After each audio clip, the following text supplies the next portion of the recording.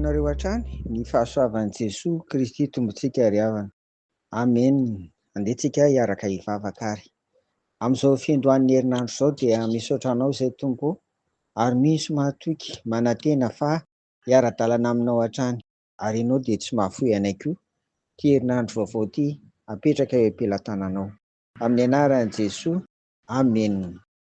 Amin'izao alatsinain'ny Pasika izao ry havana dia hoy ny tompo ary aminao, andeha vakiana amin'ny anaran'i Jesoa.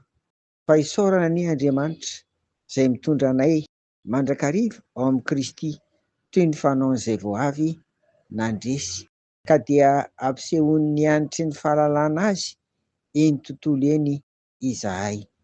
Amen. Ao amin'ny Korintianina faharoa, toko faharoa, 2:14 ry havako, misy an'izany andininsoratra masina izany. Eto ny fandresen'i Kristy dia asehon'ny apôstôly Paoly sary tahaka an'izao, tahaka ny miaramila miverina avy nandresy tamin'ny ady izany, dia mitondra babo izy ireo. Ka ireo miaramila mandresy ireo izany dia ny hanitry ny fiainana no mameno ny fiainan'izy ireo, fa ho an'ny resy kosa indray dia ny hanitry ny fahafatesana izany no mamerivero eo aminy. Ny fandresen'i Kristy no fandresen'ny mino azy rehefa avy niady samihafa eto amin'izao tontolo izao.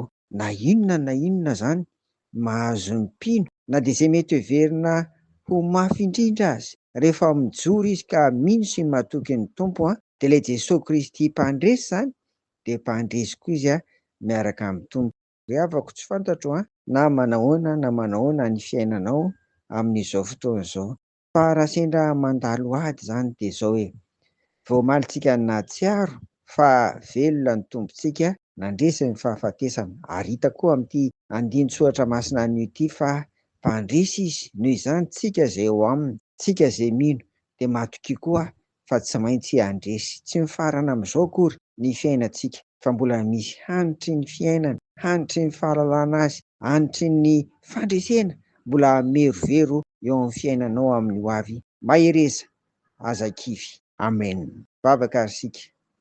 Misaotra anao ary izay ry Jesosy Kristy tompo, fa na manahoana ny fiainanay, na mora indrindra amin'ny sarotra, dia ianao no miady ho anay ka mampandresy anay. Misaotra tompo, amin'ny anaran'i Jesoa. Amen. Dia ho aminareo hatrany ny fiadanan'i Jesoa ry havako. Amen.